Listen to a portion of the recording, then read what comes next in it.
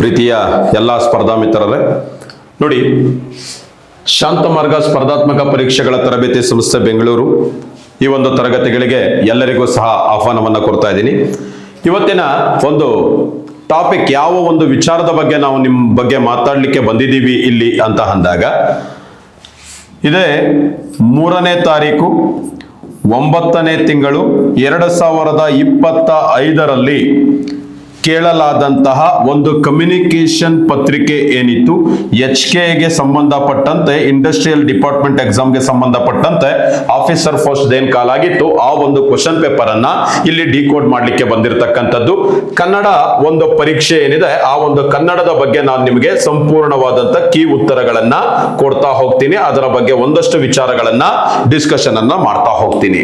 ನೋಡಿ ಸ್ನೇಹಿತರೆ, ಈ ಒಂದು ಪತ್ರಿಕೆ ಏನಿದೆ, ಈ ಪತ್ರಿಕೆ ಮಾತ್ರ ಅತ್ಯದ್ಭುತವಾಗಿ ಬಂದಿರತಕ್ಕಂತ ಒಂದು ಪತ್ರಿಕೆ. ಸಾಮಾನ್ಯವಾಗಿ ನೀವು ಎಲ್ಲ ಏನು ಓದ್ತೀರಾ ಅದನ್ನ ಬಿಟ್ಟು ಹೊರಗಡೆ ಕೆಲವೊಂದು ಪ್ರಶ್ನೆಗಳು ಇಲ್ಲಿ ನಮ್ಗೆ ಕಂಡು ಬರುತ್ತೆ. ಹಾಗಾಗಿ ಈ ಒಂದು ಪ್ರಶ್ನೆ ಪತ್ರಿಕೆಗಳ ಒಂದು ಸಾಲ್ವೇಷನ್ ಮಾಡ್ತಕ್ಕಂಥದ್ದು ತುಂಬಾ ಇಂಪಾರ್ಟೆಂಟ್ ಆಗಿರುತ್ತದೆ. ಆ ಒಂದು ವಿಚಾರದಲ್ಲಿ ನಾವು ತೆಗೆದುಕೊಂಡಾಗ ಪ್ರಶ್ನೆ ಪತ್ರಿಕೆಗಳ ಆಧಾರದ ಮೇಲೆನೆ ತರಗತಿಗಳನ್ನ ಮಾಡ್ತಾ ಇರ್ತಕ್ಕಂಥದ್ದು ಶಾಂತಮಾರ್ಗ ಸ್ಪರ್ಧಾತ್ಮಕ ತರಬೇತಿ ಸಂಸ್ಥೆಯಲ್ಲಿ. ಈ ಒಂದು ಕಮ್ಯುನಿಕೇಶನ್ ಅಲ್ಲಿ ನೀವು ಯಾವಾಗ ಸ್ಕೋರ್ ಮಾಡ್ಕೋತಿರೋ ಆಗ ಮಾತ್ರ ನೀವು ಪರೀಕ್ಷೆಗಳಲ್ಲಿ ಯಶಸ್ವಿ ಆಗ್ಲಿಕ್ಕೆ ಸಾಧ್ಯ ಇರುತ್ತೆ.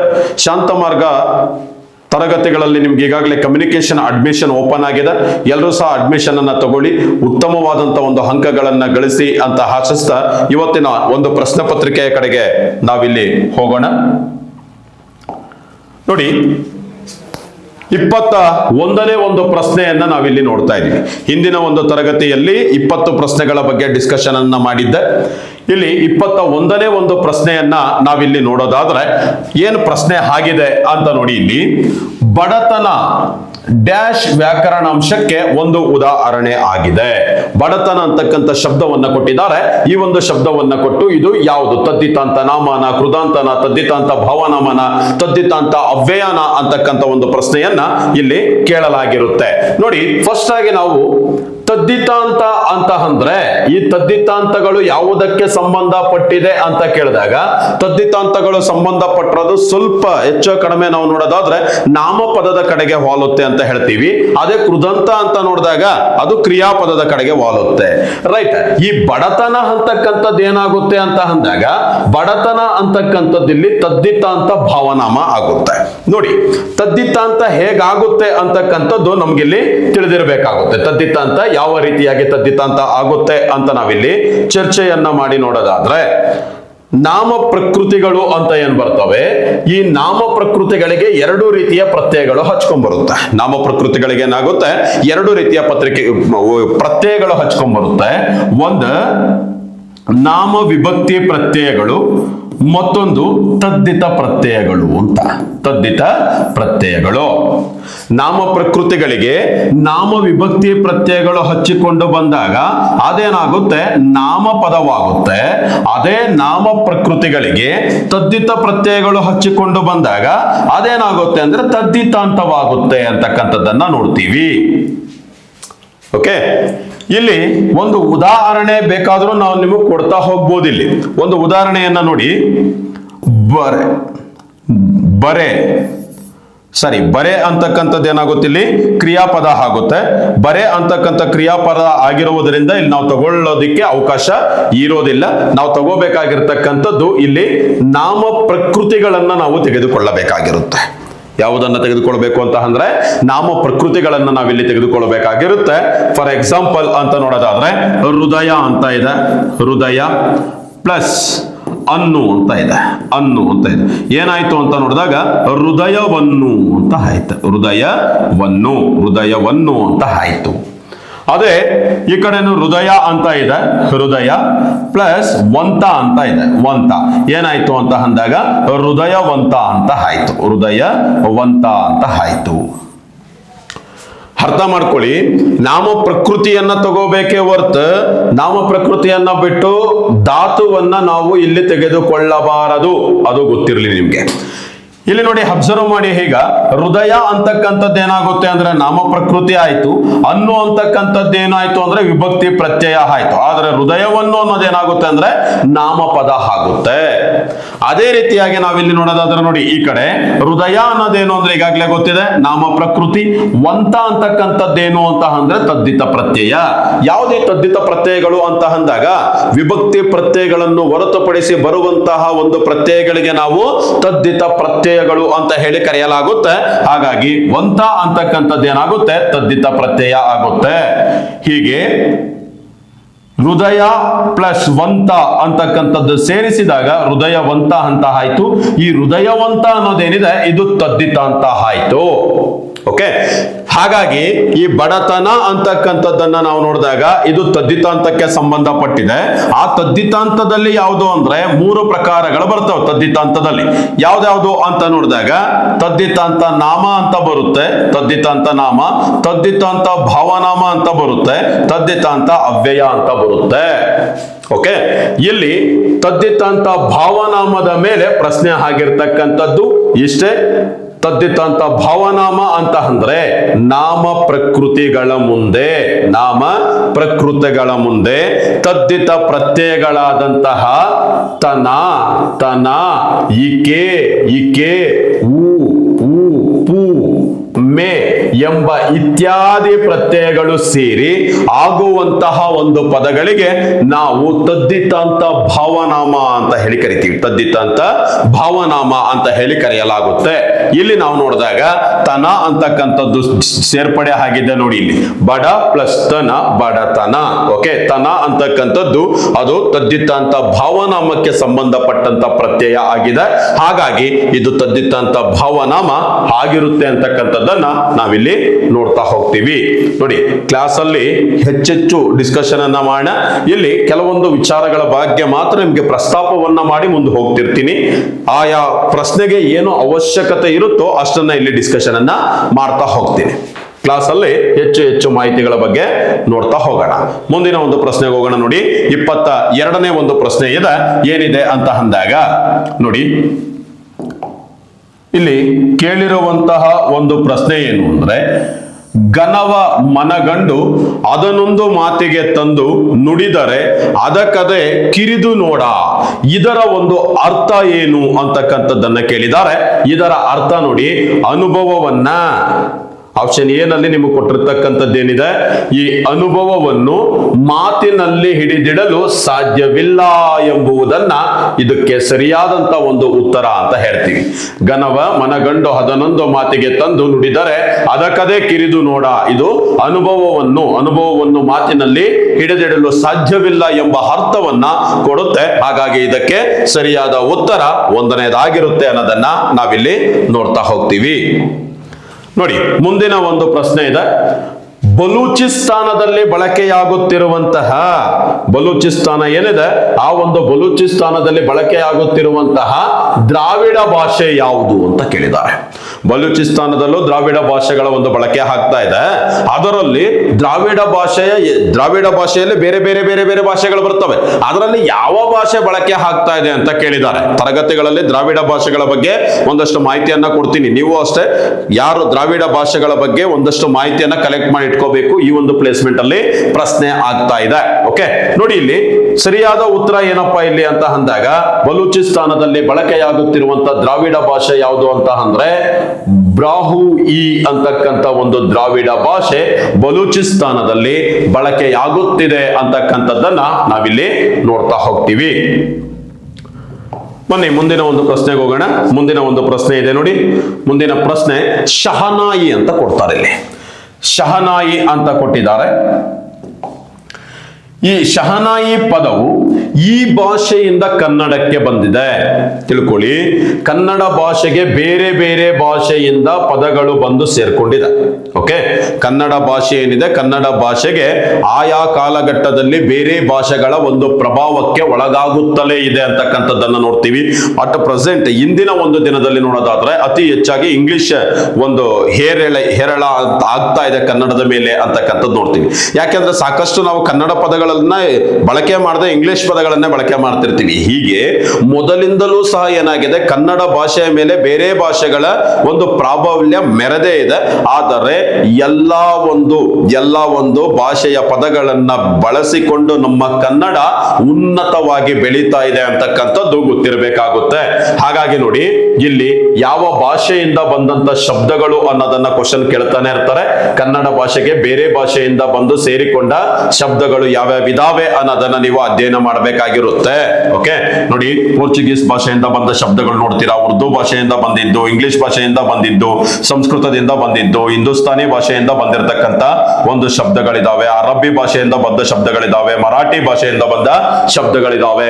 ಹೀಗೆ ಯಾವ ಭಾಷೆಯಿಂದ ಯಾವ ಪದಗಳು ಬಂದು ಸೇರ್ಕೊಂಡಿದೆ ಅಂತಕ್ಕಂಥದ್ದನ್ನ ನೀಟಾಗಿ ನೀವು ತಿಳ್ಕೊಂಡಿರ್ಬೇಕಾಗುತ್ತೆ. ಇಲ್ಲಿ ನಾವು ನೋಡೋದಾದ್ರೆ ಈ ಒಂದು ಪ್ರಶ್ನೆಯಲ್ಲಿ ಕೊಟ್ಟಿರುವಂತಹ ಶಹನಾಯಿ ಅಂತಕ್ಕಂಥ ಒಂದು ಪದ ಕನ್ನಡಕ್ಕೆ ಯಾವ ಭಾಷೆಯಿಂದ ಬಂದಿದೆ ಅಂತ ಕೇಳಿದಾಗ ಪಾರ್ಸಿ ಭಾಷೆಯಿಂದ ಬಂದಂತಹ ಒಂದು ಶಬ್ದ ಇಲ್ಲಿ ಆಗಿದೆ ಅಂತ ಹೇಳ್ತೀವಿ. ಪಾರ್ಸಿ ಭಾಷೆಯಿಂದ ಬಂದಂತಹ ಒಂದು ಶಬ್ದ ಈ ಒಂದು ಶಹನಾಯಿ ಆಗಿದೆ. ಮುಂದಿನ ಒಂದು ಪ್ರಶ್ನೆ ಇದೆ ನೋಡಿ, ತುಂಬಾ ಚೆನ್ನಾಗಿದೆ ಪ್ರಶ್ನೆ. ಮುಂದಿನ ಒಂದು ಪ್ರಶ್ನೆ ಏನಿದೆ ಅಂತ ನೋಡಿದಾಗ, ಸಮರೂಪ ಧಾರಣೆಗೆ ಇದು ಉದಾಹರಣೆ ಆಗಿದೆ. ಹೊಸ ಒಂದು ಕಾನ್ಸೆಪ್ಟ್ ಇದು, ಸಮರೂಪ ಧಾರಣೆ ಅಂದ್ರೆ ಸಾಮಾನ್ಯ ಕನ್ನಡ ನೀವೇನು ಸ್ಟಡಿ ಮಾಡ್ತಿರ್ತೀರಾ ಇಲ್ಲಿ ನಿಮಗೆ ಸಿಗೋದಿಲ್ಲ. ಐಚ್ಛಿಕ ಕನ್ನಡವನ್ನ ನೀವು ನೋಡಿದಾಗ ಮಾತ್ರ ಈ ಎಲ್ಲ ವಿಚಾರಗಳು ತಿಳಿದುಕೊಳ್ಳಲಿಕ್ಕೆ ಸಾಧ್ಯ ಇರುತ್ತೆ. ಏನಿದು ಸಮರೂಪ ಧಾರಣೆ ಅಂತ ಅಂದಾಗ ತುಂಬಾ ಸಿಂಪಲ್ ಆಗಿ ಹೇಳೋದಾದ್ರೆ, ಬಳಕೆಯಲ್ಲಿ ಒಂದೇ ರೀತಿಯಾಗೇ ಇರುತ್ತೆ. ಬಳಕೆಯಲ್ಲಿ ಒಂದೇ ರೀತಿಯ ಉಚ್ಚಾರವಿರುತ್ತದೆ. ಒಂದೇ ರೀತಿಯ ಒಂದು ಉಚ್ಚಾರವನ್ನ ಹೊಂದಿರುತ್ತದೆ. ಒಂದೇ ರೀತಿಯ ಉಚ್ಚಾರ ಹೊಂದಿರುವಂತಹ ಒಂದು ಶಬ್ದಗಳು ಆಗಿರುತ್ತೆ ಈ ಒಂದು ಸಮರೂಪ ಧಾರಣೆಗಳು. ಈ ಸಮರೂಪ ಧಾರಣೆಗಳು ಸಾಮಾನ್ಯವಾಗಿ ನೋಡಿ, ವಿಜಾತಿ ಸಂಯುಕ್ತಾಕ್ಷರವು ಬದಲಾಗಿ ಸಜಾತಿ ಸಂಯುಕ್ತಾಕ್ಷರವಾಗಿರುತ್ತೆ. ವಿಜಾತಿ ಸಂಯುಕ್ತಾಕ್ಷರವು ಹೋಗಿ ಸಜಾತಿ ಸಂಯುಕ್ತಾಕ್ಷರವಾಗಿ ಮಾರ್ಪಟ್ಟಿರುತ್ತೆ. ಇಂತಹ ಒಂದು ಇವುಗಳಿಗೆ ನಾವು ಸಮರೂಪ ಧಾರಣೆಗಳು ಅಂತ ಹೇಳಿ ಕರೆಯಲಾಗುತ್ತೆ. ಇಲ್ಲಿ ಸಮರೂಪ ಧಾರಣೆಯ ಒಂದು ಶಬ್ದ ಯಾವುದು ಅಂತ ಕೇಳಿದ್ದಾರೆ ನೋಡಿ, ಆಪ್ಷನ್ ಎ ಒಂದನೇ ಒಂದು ಇದಕ್ಕೆ ಸರಿಯಾದಂತ ಒಂದು ಉತ್ತರ ಆಗಿದೆ. ಗರ್ದೆ, ಗದ್ದೆ ಅಂತ ಆಯ್ತು. ಗರ್ದೆ, ಗದ್ದೆ. ಓಕೆ, ಇದನ್ನ ನಾವು ಸಮರೂಪ ಧಾರಣೆಯ ಒಂದು ಶಬ್ದ ಅಂತಕ್ಕಂಥದ್ದನ್ನ ನಾವಿಲ್ಲಿ ನೋಡ್ತೀವಿ. ಈ ಸಮರೂಪ ಧಾರಣೆಗೆ ಮತ್ತಷ್ಟು ಉದಾಹರಣೆಗಳು ಬರ್ತವೆ, ಅವೆಲ್ಲವೂ ಸಹ ಕ್ಲಾಸ್ ಅಲ್ಲಿ ನಾವು ನಿಮ್ಗೆ ಡಿಸ್ಕಷನ್ ಅನ್ನ ಮಾಡ್ತಾ ಹೋಗ್ತೀನಿ. ಇಲ್ಲಿ ಮುಂದಿನ ಒಂದು ಪ್ರಶ್ನೆಗೆ ಹೋಗೋಣ. ಮುಂದಿನ ಪ್ರಶ್ನೆ ಏನಿದೆ ಅಂತ ಅಂದಾಗ ನೋಡಿ, 26ನೇ ಒಂದು ಪ್ರಶ್ನೆ ಇದೆ. ಇಲ್ಲಿ 26ನೇ ಪ್ರಶ್ನೆ, ಚಪರಾಶಿ ಯಾವ ಭಾಷೆಯಿಂದ ಬಂದಂತಹ ಶಬ್ದ ಅಂತ ಕೇಳಿದ್ದಾರೆ. ಯಾವುದು? ಚಪರಾಶಿ. ಚಪರಾಶಿ ಅಂತಕ್ಕಂಥದ್ದು ಯಾವ ಭಾಷೆಯಿಂದ ಬಂದಂತಹ ಒಂದು ಶಬ್ದ ಅಂತಕ್ಕಂಥದ್ದು ಇಲ್ಲಿ ಕೇಳಿರ್ತಕ್ಕಂಥ ಒಂದು ಪ್ರಶ್ನೆ ಆಗಿದೆ. ಈ ಚಪರಾಶಿ ಅಂತಕ್ಕಂಥದ್ದು ಸಹ ಪಾರ್ಸಿ ಭಾಷೆಯಿಂದ ಬಂದಂತಹ ಶಬ್ದವೇ ಆಗಿದೆ. ಪಾರ್ಸಿ ಭಾಷೆಯಿಂದ ಬಂದಂತಹ ಶಬ್ದ ನೋಡಿ, ಸ್ಪೆಸಿಫಿಕ್ ಆಗಿ ನಾವು ಓದಿರಬೇಕ್ರಿ ಯಾವತ್ತೂ ಅಷ್ಟೇ. ಯಾಕೆ ಇದನ್ನ ಹೇಳ್ತೀನಿ ಅಂತ ಅಂದ್ರೆ, ಕನ್ನಡ ಸುಲಭ ಅಂತಕ್ಕಂಥ ತಾತ್ಸಾರ ಮನೋಭಾವನೆಯನ್ನ ಫಸ್ಟ್ ವಿದ್ಯಾರ್ಥಿಗಳು ಬಿಡಬೇಕು. ಯಾಕೆ ಅಂತ ಹೇಳಿದಾಗ, ಸ್ಕೋರಿಂಗ್ ಸಬ್ಜೆಕ್ಟೇ ಕನ್ನಡ ಆಗಿರುತ್ತೆ. ಕನ್ನಡನಲ್ಲೇ ನಾವು ಸ್ಕೋರ್ ಮಾಡಲಿಲ್ಲ ಅಂದ್ರೆ ಬೇರೆ ಒಂದು ಸಬ್ಜೆಕ್ಟ್ಸ್ ಅಲ್ಲಿ ಸ್ಕೋರ್ ಮಾಡಲಿಕ್ಕೆ ಸಾಧ್ಯ ಇರೋದಿಲ್ಲ. ಹಾಗಾಗಿ ಪ್ರತಿಯೊಂದು ವಿಚಾರವನ್ನು ಇಲ್ಲಿ ತಿಳ್ಕೊಂಡಿರ್ಬೇಕಾಗುತ್ತೆ. ಈ ಒಂದು ಪ್ರಶ್ನೆ ಪತ್ರಿಕೆ ಏನಾಗಿತ್ತು, ಪ್ರಶ್ನೆ ಪತ್ರಿಕೆಯಲ್ಲಿ 3 ಪ್ರಶ್ನೆಗಳನ್ನ ಕೇಳ್ತಾರೆ. ಏನಂತ, ಯಾವ ಭಾಷೆಯಿಂದ ಬಂದಂತ ಶಬ್ದಗಳು ಅಂತೇಳಿ 3 ಪದಗಳನ್ನ ಕೊಟ್ಟು ಕೇಳಿದ್ದಾರೆ. ಒಂದು ಪದಾನ ಕೊಟ್ಟು ಪಾರ್ಸಿ ಅಂತ, ಇನ್ನೊಂದು ಪದಾನ ಕೊಟ್ಟಿದ್ದಾನೆ ಅದು ಪಾರ್ಸಿನೇ, ಇನ್ನೊಂದು ಪದಾನ ಕೊಟ್ಟಿದ್ದ ಅದು ಪಾರ್ಸಿನೇ. ವಿದ್ಯಾರ್ಥಿಗಳು ಎಲ್ಲಿ ಕನ್ಫ್ಯೂಷನ್ ಆಗ್ತೀರಾ ಅಂದ್ರೆ, ಒಂದಕ್ಕೆ ಪಾರ್ಸಿ ಅಂತ ಹಾಕಿದಾದ್ಮೇಲೆ ನೆಕ್ಸ್ಟ್ ಪ್ರಶ್ನೆ ನೋಡಿದಾಗ ಇದು ಪಾರ್ಸಿನ ಬೇರೆ ಹಾಕೋಣ ಅಂತ ಹೋಗ್ತೀರಾ. ಹಂಗ ಹೋಗ್ಬಾರ್ದು. ಸ್ಪೆಸಿಫಿಕ್ ಆಗಿ ನೀವು ಓದಿ ಅರ್ಥ ಮಾಡ್ಕೊಂಡಿದ್ದಾಗ ಮಾತ್ರ ಕರೆಕ್ಟ್ ಆಗಿ ಹಾಕ್ಲಿಕ್ಕೆ ಸಾಧ್ಯ ಆಗುತ್ತೆ. ಇಲ್ಲಿ ನೋಡಿ, ಚಪರಾಶಿ ಅಂತ ಏನಿದೆ, ಈ ಚಪರಾಶಿ ಪಾರ್ಸಿ ಭಾಷೆಯಿಂದ ಬಂದಂತಹ ಒಂದು ಶಬ್ದ ಆಗಿರ್ತಕ್ಕಂಥದ್ದನ್ನ ನಾವಿಲ್ಲಿ ನೋಡ್ತೀವಿ. ರೈಟ್, ಮುಂದಿನ ಒಂದು ಪ್ರಶ್ನೆಗೆ ಹೋಗೋಣ. ಬನ್ನಿ, ಮುಂದಿನ ಒಂದು ಪ್ರಶ್ನೆ 27ನೇ ಒಂದು ಪ್ರಶ್ನೆ, ಕನ್ನಡದ ಘೋಷ ಧ್ವನಿಮಾಗಳು. ತುಂಬಾ ಚೆನ್ನಾಗಿದೆ ರೀ ಕ್ವಶನ್ ಇದೆ. ಇದು ಸಹ ನಿಮಗೆ ಕ್ಯಾಶುಯಲ್ ಆಗಿ ವರ್ಣಮಾಲಾ ಅಕ್ಷರಗಳನ್ನು ಓದಿದಾಗ ಸಿಕ್ಕಿರಂಗಿಲ್ಲ. ಇಲ್ಲಿ ಕನ್ನಡದಲ್ಲಿ ನೀವು ನೋಡಿದಾಗ ಅಘೋಷ ಧ್ವನಿಮಾಗಳು ಅಂತ ಬರುತ್ತೆ, ಅಘೋಷ ಧ್ವನಿಮಾಗಳು, ಅದೇ ರೀತಿಯಾಗಿ ಘೋಷ ಧ್ವನಿಮಾಗಳು ಅಂತಾನು ಬರ್ತವೆ.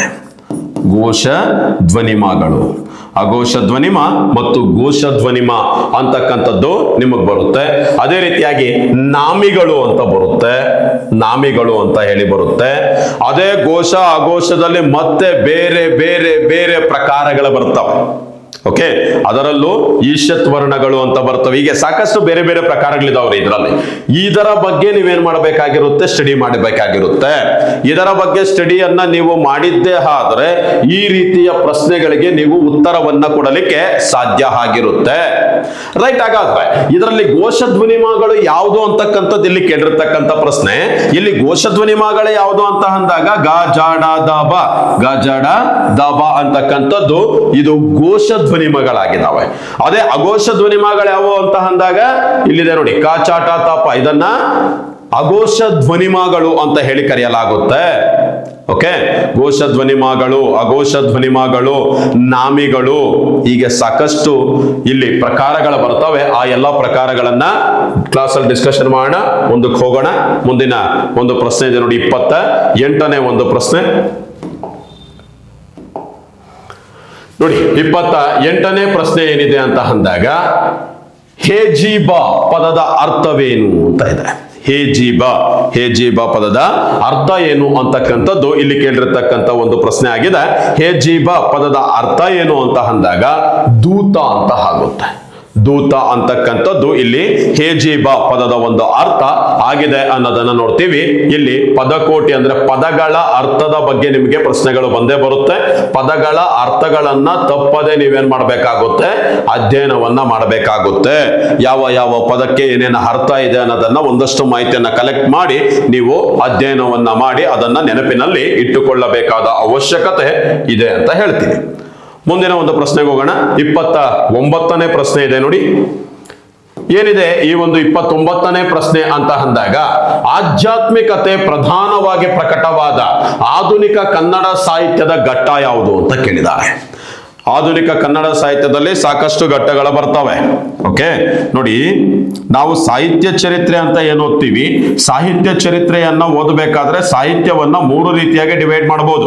ಒಬ್ಬೊಬ್ಬ ಕವಿಗಳು ಒಂದೊಂದು ರೀತಿಯಾಗಿ ಇಲ್ಲಿ ಡಿವೈಡ್ ಮಾಡ್ತಾ ಹೋಗ್ತಾರೆ. ಓಕೆ, ಹಳಗನ್ನಡ ಯುಗ ಅಂತ ಮಾಡಬಹುದು, ಓಕೆ, ನಡುಗನ್ನಡ ಯುಗ ಅಂತ ಮಾಡಬಹುದು, ಹೊಸಗನ್ನಡ ಯುಗ ಅಂತ ಮಾಡಬಹುದು. ಆ ಹಳಗನ್ನಡದಲ್ಲಿ ತೆಗೆದುಕೊಂಡಾಗ ಪೂರ್ವದ ಹಳಗನ್ನಡ ಅಂತೀವಿ, ಅದೇ ರೀತಿಯಾಗಿ ಹಳಗನ್ನಡ ಅಂತೀವಿ, ಇದನ್ನ ಪಂಪ ಪೂರ್ವ ಯುಗ ಅಂತೀವಿ, ಇದನ್ನ ಪಂಪ ಯುಗ ಅಂತ ಹೇಳ್ತೀವಿ. ಓಕೆ ರೈಟ್, ಹೀಗೆ ಹೊಸಗನ್ನಡದಲ್ಲೂ ಪ್ರಕಾರಗಳನ್ನ ಮಾಡ್ತಾ ಹೋಗ್ತೀವಿ. ರೈಟ್, ಒಂದೊಂದು ರೀತಿ. ನಡುಗನ್ನಡದಲ್ಲೂ ಪ್ರಕಾರಗಳಿದ, ಕುಮಾರವ್ಯಾಸ ಯುಗ ಅಂತ ಬರುತ್ತೆ, ಬಸವ ಯುಗ ಅಂತ ಬರುತ್ತೆ. ಇಲ್ಲಿ ಹೊಸಗನ್ನಡದಲ್ಲೂ ತೆಗೆದುಕೊಂಡಾಗ ನವ್ಯ ಸಾಹಿತ್ಯ ಅಂತ ಬರುತ್ತೆ, ನವ್ಯ ಸಾಹಿತ್ಯ, ಪ್ರಗತಿಶೀಲ ಸಾಹಿತ್ಯ ಅಂತ ಬರುತ್ತೆ, ಪ್ರಗತಿಶೀಲ ಸಾಹಿತ್ಯ ಅಂತ ಬರುತ್ತೆ. ಅದೇ ರೀತಿಯಾಗಿ ದಲಿತ ಸಾಹಿತ್ಯ ಅಂತ ಬರುತ್ತೆ, ಬಂಡಾಯ ಸಾಹಿತ್ಯ ಅಂತ ಬರುತ್ತೆ. ಓಕೆ, ನವೋದಯ ಸಾಹಿತ್ಯ ಅಂತ ಬರುತ್ತೆ, ನವೋದಯ. ಓಕೆ, ಹೀಗೆ ಬೇರೆ ಬೇರೆ ಪ್ರಕಾರಗಳನ್ನ ನಾವಿಲ್ಲಿ ನೋಡ್ತಾ ಹೋಗ್ತೀವಿ. ಪ್ರತಿಯೊಂದು ಪ್ರಕಾರಗಳು ಯಾವ ರೀತಿಯಾಗಿದೆ, ಅಲ್ಲಿ ಯಾವ್ಯಾವ ಕವಿಗಳು ಬರ್ತಾರೆ, ಅಲ್ಲಿ ಯಾವ ರೀತಿಯ ಕೃತಿಗಳು ರಚನೆ ಆಯ್ತು, ಇವುಗಳನ್ನೆಲ್ಲ ನೀವೇನ್ ಮಾಡಬೇಕಾಗುತ್ತೆ, ಅಧ್ಯಯನವನ್ನ ಮಾಡಬೇಕಾಗಿರುತ್ತೆ. ರೈಟ್, ಇಲ್ಲಿ ಆಧ್ಯಾತ್ಮಿಕತೆ ಅಂತಕ್ಕಂಥದ್ದು, ಆಧ್ಯಾತ್ಮಿಕತೆ ಅಂದ್ರೆ ಇದು ಧಾರ್ಮಿಕತೆಗೆ ಸಂಬಂಧಪಟ್ಟಿರ್ತಕ್ಕಂಥದ್ದು. ಆ ಒಂದು ಆಧ್ಯಾತ್ಮಿಕತೆ ಪ್ರಧಾನವಾಗಿ ಪ್ರಕಟವಾದಂತ ಒಂದು ಇದು ಯಾವುದು ಅಂತ ಅಂದಾಗ ನವೋದಯ ಸಾಹಿತ್ಯದಲ್ಲಿ ಆಧ್ಯಾತ್ಮಿಕತೆ ಅಂತಕ್ಕಂಥದ್ದು ಅತ್ಯಂತ ಪ್ರಮುಖವಾಗಿ ಕಂಡು ಬಂದಿತ್ತು ಅಂತಕ್ಕಂಥದ್ದನ್ನ ನಾವಿಲ್ಲಿ ನೋಡ್ತೀವಿ ಅಂತ ಹೇಳಿ. ರೈಟ್, ಮುಂದಿನ ಒಂದು ಪ್ರಶ್ನೆಗೆ ಹೋಗೋಣ. ಮುಂದಿನ ಒಂದು ಪ್ರಶ್ನೆ ಇದೆ ನೋಡಿ. ಮುಂದಿನ ಒಂದು ಪ್ರಶ್ನೆ, ಅಮರ್ಗಳ್ ನಯವಿಕ್ರಮ ಗುಣ ದಮರ್ಗಳ್ ಅಂತ ಇದೆ. ಅಮರ್ಗಳ್ ನಯವಿಕ್ರಮ ಗುಣ ದಮರ್ಗಳ್ ಅಂತ ಇದೆ. ಇದು ಯಾವ ಒಂದು ಅಲಂಕಾರ ಅಂತ ಕೇಳಿದ್ದಾರೆ. ಇದು ಯಾವ ಒಂದು ಅಲಂಕಾರ ಅಂತ ಹೇಳಿ ಇಲ್ಲಿ ಕೇಳಿರ್ತಕ್ಕಂತಹ ಒಂದು ಪ್ರಶ್ನೆ ಆಗಿದೆ ನೋಡಿ. ಅಲಂಕಾರಗಳು ಅಂತ ನೋಡಿದಾಗ ಅಲಂಕಾರಗಳಲ್ಲಿ ನಾವು ಸಾಕಷ್ಟು ಪ್ರಕಾರ, 2 ಪ್ರಕಾರವನ್ನ ನೋಡ್ತೀವಿ. ಅಲಂಕಾರಗಳಲ್ಲಿ ಫಸ್ಟ್ ಆಗಿ 2 ಪ್ರಕಾರಗಳನ್ನ ನಾವು ನೋಡಲಾಗುತ್ತೆ. ಯಾವ್ದಾ 2 ಪ್ರಕಾರಗಳು ಅಂತ ಅಂದಾಗ ಒಂದು ಶಬ್ದಾಲಂಕಾರ ಮತ್ತೊಂದು ಅರ್ಥಾಲಂಕಾರ. ಈ ಶಬ್ದಾಲಂಕಾರದಲ್ಲಿ ಏನ್ ಮಾಡ್ತೀವಿ, ಮತ್ತೆ ಪ್ರಕಾರಗಳನ್ನ ಮಾಡ್ತಾ ಹೋಗ್ತೀವಿ. ಶಬ್ದಾಲಂಕಾರದಲ್ಲಿ ಮತ್ತೆ ಪ್ರಕಾರಗಳನ್ನ ಮಾಡ್ತಾ ಹೋಗ್ತೀವಿ. ಆ ಪ್ರಕಾರಗಳು ಯಾವುವು ಅಂತ ಅಂದಾಗ ಒಂದು ಅನುಪ್ರಾಸ ಅಂತ ಮಾಡ್ತೀವಿ, ಯಮಕ ಅಂತ ಮಾಡ್ತೀವಿ, ಚಿತ್ರಕವಿತ್ವ ಅಂತ ಮಾಡ್ತೀವಿ. ಓಕೆ, ಅನುಪ್ರಾಸ, ಯಮಕ, ಚಿತ್ರಕವಿತ್ವ. ಆ ಒಂದು ಅನುಪ್ರಾಸದಲ್ಲಿ ಮತ್ತೆ ಎರಡು ಪ್ರಕಾರ ಮಾಡ್ತೀವಿ ನೋಡಿ. ಒಂದು ವೃತ್ಯಾನುಪ್ರಾಸ ಅಂತ ಮಾಡ್ತೀವಿ, ಮತ್ತೊಂದು ಚೇಕಾನುಪ್ರಾಸ ಅಂತ ಹೇಳಿ ಮಾಡಲಾಗುತ್ತೆ. ಈ ಪ್ಲೇಸ್ಮೆಂಟ್ ಮೇಲೆನೆ ಇಲ್ಲಿ ಕೇಳಿರ್ತಕ್ಕಂಥ ಒಂದು ಪ್ರಶ್ನೆ ಆಗಿದೆ. ಏನಿದು ಕ್ವಶನ್ ಅನ್ನ ಕೇಳಿದ್ದಾರೆ ಅಂತ ಅಂದಾಗ ನೋಡಿ, ಅರ್ಥ ಮಾಡ್ಕೊಳ್ಳಿ, ತುಂಬಾ ಸಿಂಪಲ್. ವೃತ್ಯಾನುಪ್ರಾಸ ಅಂತಂದ್ರೆ ಏನಪ್ಪಾ ಅಂತ ಅಂದ್ರೆ ಒಂದು ಅಥವಾ ಒಂದಕ್ಕಿಂತ ಹೆಚ್ಚು ಅಕ್ಷರಗಳು ಕಾವ್ಯದಲ್ಲಿ ಮತ್ತೆ ಮತ್ತೆ ಪ್ರಯೋಗವಾಗುವ ಮೂಲಕ ಕಾವ್ಯದ ಸೊಬಗನ್ನ ಹೆಚ್ಚು ಮಾಡಿದರೆ ಅದಕ್ಕೆ ನಾವು ವೃತ್ಯಾನುಪ್ರಾಸ ಅಂತೀವಿ. ಚೇಕಾನುಪ್ರಾಸ ಅಂತ ಅಂದಾಗ ಎರಡು ಅಕ್ಷರಗಳಿಂದ ಕೂಡಿದ ಪದ ಕಾವ್ಯದಲ್ಲಿ ಎಲ್ಲಿಯಾದರೂ ಒಂದು ಕಡೆ ನಿಯತವಾಗಿ ಬರುವ ಮೂಲಕ ಕಾವ್ಯದ ಸೊಬಗು ಹೆಚ್ಚಾದರೆ ಅದು ಚೇಕಾನುಪ್ರಾಸ. ಇನ್ನು ಯಮಕ ಅಂತ ಏನಿದೆ, ಮೂರು ಅಕ್ಷರಗಳಿಂದ ಕೂಡಿದ ಪದ ಬರಬೇಕು. ಮೂರು ಅಕ್ಷರಗಳಿಂದ ಕೂಡಿದ ಪದವು ಕಾವ್ಯದಲ್ಲಿ ಎಲ್ಲಿಯಾದರೂ ಒಂದು ಕಡೆ ನಿರಂತರವಾಗಿ ಬಂದು ಮೂರು ಅಥವಾ ಮೂರಕ್ಕಿಂತ ಹೆಚ್ಚು ಬರಬಹುದು. ಕಾವ್ಯದ ಸೊಬಗನ್ನ ಹೆಚ್ಚಿಸಿದರೆ ಅದಕ್ಕೆ ಯಮಕ ಅಂತೀವಿ.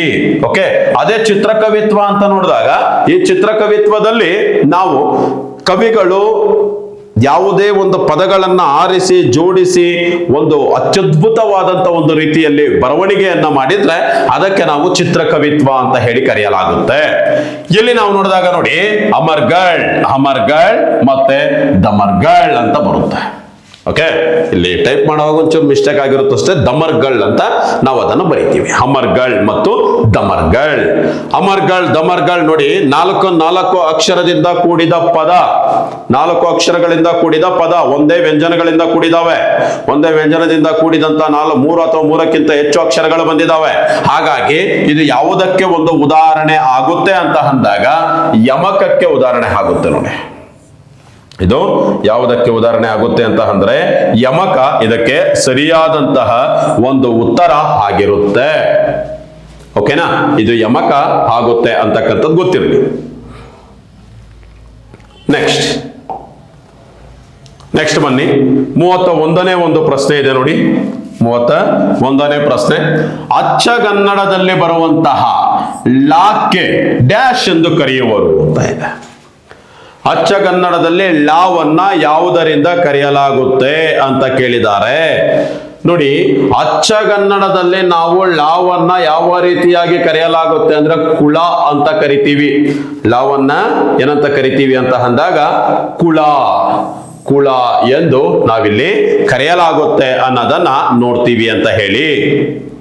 ಓಕೆ, ಕುಳ ಅಂತ ಹೇಳಿ ನಾವಿಲ್ಲಿ ಕರೆಯಲಾಗುತ್ತೆ. ಅದು ನಿಮಗೆ ಗೊತ್ತಿರಬೇಕಾಗಿರ್ತಕ್ಕಂಥದ್ದು. ನೆಕ್ಸ್ಟ್ 32ನೇ ಒಂದು ಪ್ರಶ್ನೆ ಇದೆ.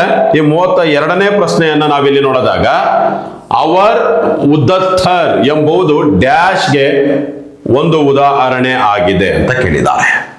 ನೋಡಿ, ಈ ಅವರ್ ಮತ್ತು ಉದತ್ತರ್ ಅಂತಕ್ಕಂಥದ್ದೇನು ಅಂತ ಅಂದಾಗ ಇದು ಕೇಳಿರ್ತಕ್ಕಂಥದ್ದು ನಿಮಗೆ ವಿಭಕ್ತಿ ಪ್ರತ್ಯಯದ ಮೇಲೆ ವಸ್ತುವಾಚಕಕ್ಕೆ ಸಂಬಂಧಪಟ್ಟಂತೆ ಕೇಳಿರೋದು.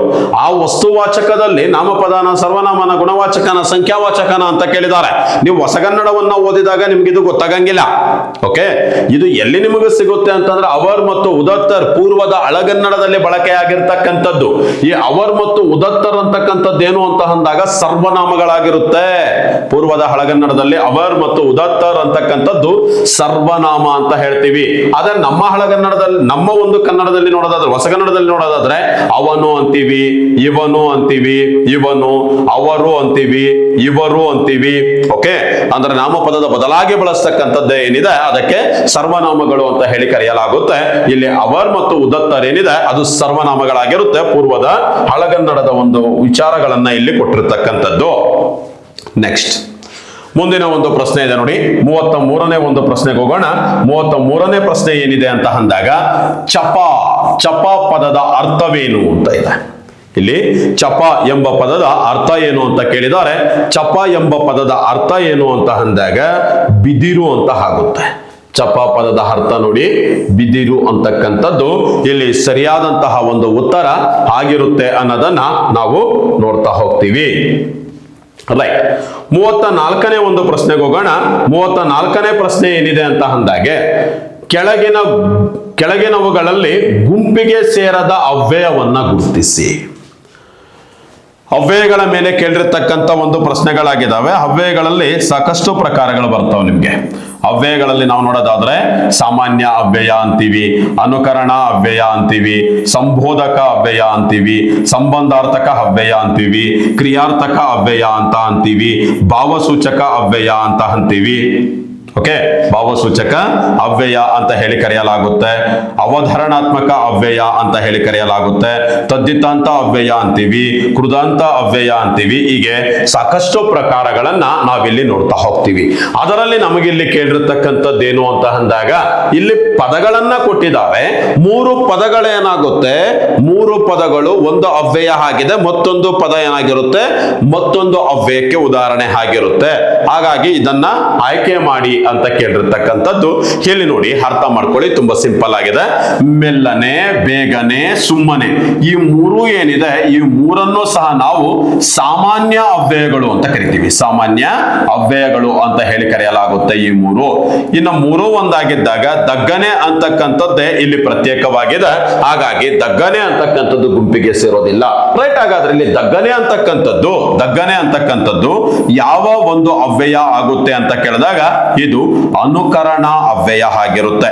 ಅನುಕರಣ ಅವ್ಯಯ ಯಾವುದೇ ಒಂದು ಘಟನೆ ನಡೆದಂತಹ ಒಂದು ರೀತಿಯನ್ನ ನಮಗೆ ಕೇಳಿದಂತೆ ನಾವೇ ಹೇಳುವುದಕ್ಕೆ, ಓಕೆ, ದಗ್ಗೆಂದು ಉರಿಯಿತು, ನಮಗೆ ಕೇಳಿದಂತೆ ನಾವು ಹೇಳ್ತಾ ಇದೀವಿ. ಆದರೆ ಇಲ್ಲಿ ಬಳಕೆ ಮಾಡಲಾಗುವಂತಹ ಯಾವುದೇ ಪದಗಳಿಗೆ ಅರ್ಥವಿರುವುದಿಲ್ಲ. ದಗ್ಗನೆ ಯಾವುದೇ ರೀತಿಯ ಮೀನಿಂಗ್ ಅಂತಕ್ಕಂಥದ್ದಿಲ್ಲಿ ಇರೋದಿಲ್ಲ. ಹಾಗಾಗಿ ಇದನ್ನ ನಾವು ಸರಿಯಾದ ಉತ್ತರ ಅಂತ ಹೇಳಿ ಗುರುತಿಸಬೇಕಾಗುತ್ತೆ ಅಂತ ಹೇಳ್ತೀವಿ. ನೆಕ್ಸ್ಟ್ 35ನೇ ಒಂದು ಪ್ರಶ್ನೆಯನ್ನು ನೋಡೋಣ.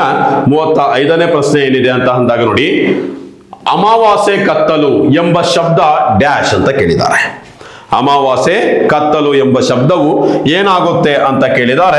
ಅಮಾವಾಸ್ಯೆ ಒಂದು ಕತ್ತಲು ಅಂತ ಕೊಟ್ಟಾಗ ಇದನ್ನ ಏನಾಗುತ್ತೆ ಅಂತ ಕೇಳಿದಾಗ ನೀವೇನ್ ಮಾಡ್ಬೇಕಾಗುತ್ತೆ, ಆಪ್ಷನ್ಸ್ ಆಧಾರದ ಮೇಲೆ ನೀವು ಆನ್ಸರ್ ಅನ್ನ ಮಾಡಬೇಕಾಗುತ್ತೆ. ಏಕವರ್ಣ ಲೋಪ ಅಂತ ಕೊಡ್ತಾರೆ, ದ್ವಿರುಕ್ತಿ ಅಂತ ಕೊಟ್ಟಿದ್ದಾರೆ, ತಪ್ಪು ಸಹಚರ್ಯ ಅಂತ ಕೊಟ್ಟಿದ್ದಾರೆ. ಓಕೆ, ದ್ವಿರುಕ್ತಿ ಆಗ್ಲಿಕ್ಕೆ ಸಾಧ್ಯ ಇಲ್ಲ, ಗೊತ್ತಿದೆ. ಓಕೆ, ದ್ವಿರುಕ್ತಿ ಆಗ್ಲಿಕ್ಕೆ ಸಾಧ್ಯ ಇಲ್ಲ. ತಪ್ಪು ಸಹಚರ್ಯ ಇದು ಸಹ ಆಗ್ಲಿಕ್ಕೆ ಸಾಧ್ಯ ಇಲ್ಲ. ಓಕೆ, ಅಂತ್ಯಾಕ್ಷರ ಲೋಪ ಅಂತಕ್ಕಂಥದ್ದನ್ನ ನಾವಿಲ್ಲಿ ಗುರುತಿಸಬಹುದು. ನೋಡಿ, ಯಾಕೆ ಅಂತ್ಯಾಕ್ಷರ ಲೋಪ ಅಂತ ಅಂದ್ರೆ ಅಮಾವಾಸ್ಯೆಯನ್ನ ನಾವೇನ್ ಮಾಡ್ಲಾಗುತ್ತೆ, ಅಮಾವಾಸ್ಯೆ ಅಂತ ಹೇಳಿ ಈ ರೀತಿಯಾಗಿ ನಾವು ಬರಿತೀವಿ. ಓಕೆ, ಇಲ್ಲಿ ಯಾವತ್ತು ಏನಿದೆ ಅದೇನಾಗಿದೆ, ಲೋಪವಾಗಿದೆ. ಹಾಗಾಗಿ ಅಂತ್ಯಾಕ್ಷರ ಲೋಪ ಅಂತ ಹೇಳಿ ಈ ಒಂದು ಪದವನ್ನ ನಾವು ಕರೆಯಬಹುದಾಗಿರುತ್ತೆ ಅನ್ನೋದನ್ನ ನಾವಿಲ್ಲಿ ನೋಡ್ತಾ ಹೋಗ್ತೀವಿ ಅಂತ ಹೇಳಿ. ಓಕೆ, ಇದಿಷ್ಟು ನಿಮಗೆ ಕೊಟ್ಟಿರ್ತಕ್ಕಂಥ ಒಂದು ಪ್ರಶ್ನೆ ಪತ್ರಿಕೆಯ ಒಂದು ಸಾಲ್ವೇಷನ್ ಆಗಿರುತ್ತೆ. ನೋಡಿ, ಇಲ್ಲಿ ಹೆಚ್ಚು ಡಿಸ್ಕಷನ್ ಅನ್ನು ನಿಮಗೆ ಮಾಡಿರೋದಿಲ್ಲ. ಕ್ಲಾಸಸ್ ಅಲ್ಲಿ ಇದರ ಬಗ್ಗೆ ಎಲ್ಲಾ ಮಾಹಿತಿಗಳನ್ನು ನಿಮಗೆ ಕೊಡ್ತಾ ಹೋಗ್ತೀವಿ. ಕ್ವಶನ್ ಪೇಪರ್ ಆಧಾರದ ಮೇಲೆ ನಾವಿಲ್ಲಿ ತರಗತಿಗಳನ್ನ ಮಾಡ್ತಿರ್ತೀವಿ. ಹಾಗಾಗಿ ತಪ್ಪದೆ ನೀವು ಅಡ್ಮಿಷನ್ ಅನ್ನ ತಗೊಳ್ಳಿ. ಅಡ್ಮಿಷನ್ ಅನ್ನ ತಗೊಂಡು, ಈಗ ಕಾಲ್ಫರ್ಸ್ ತುಂಬಾ ಇರೋದ್ರಿಂದ ಯಾವುದೇ ತಾತ್ಸಾರ ಮನೋಭಾವನೆ ಬೇಡ.